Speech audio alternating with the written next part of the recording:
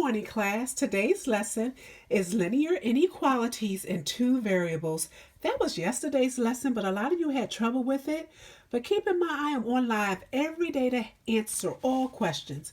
Before we move on, you need to understand the terminology. If you see a dashed line like this, that is referring to a greater than or less than symbol. That means if you have a point on this line, it is not included in the answer. If you have a solid line or if you have to graph a solid line, that means you are discussing these symbols greater than and equal to or less than and equal to. If you have a point on this line, yes, it is included in the answer. You have to also remember graphing lines. When we graphed a vertical line such as this one and that one, it was x equals any number. So x is greater than any number, x is less than any number will give you a dashed line based off of the inequality symbols.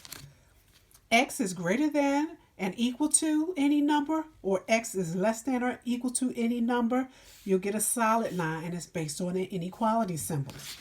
Remember when we graphed horizontal lines, it was y equals any number and you will get a slope of 0. I hope you remember that. But look at the inequality symbol. If it's greater than or less than, you will get a dashed line. And it's y in front. So if you have y, and look at the inequality symbols, this here is greater than or equal to or less than and equal to. That means you'll get a solid line. Now it's time to get into graphing. So if you have to graph an inequality, you would graph this just like you would graph an equation. Make sure it's in slope-intercept form first.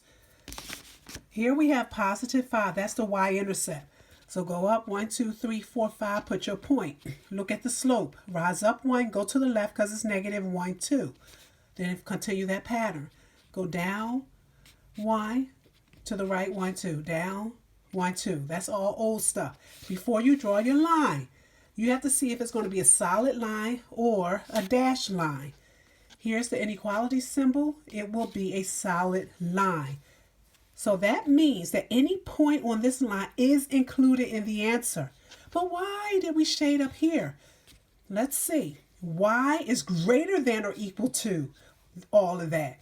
So you have to look at your y-axis and look at the y-intercept, which is very important. The y-intercept is 5. So all the numbers greater than 5 is included in this set, including 5 because of this inequality symbol. So all the points above this line is shaded. Let's look at this one.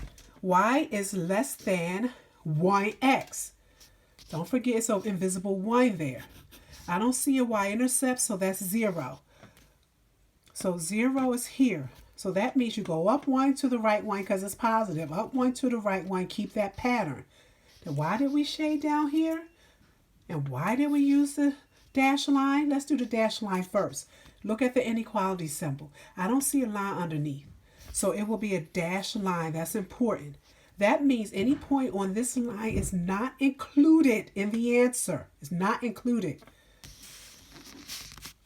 Y is less than 1x. So remember, you need to know the y-intercept, which is 0.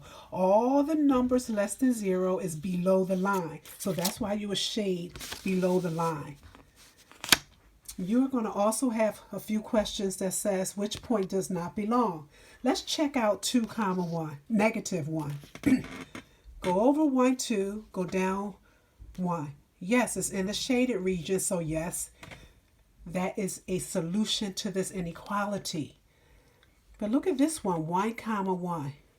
Positive 1, 1. This is not. It's on a dashed line. See, this says less than.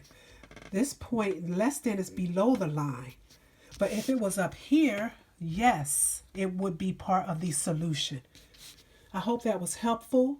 Thank you so much, and I really miss teaching you guys. Bye.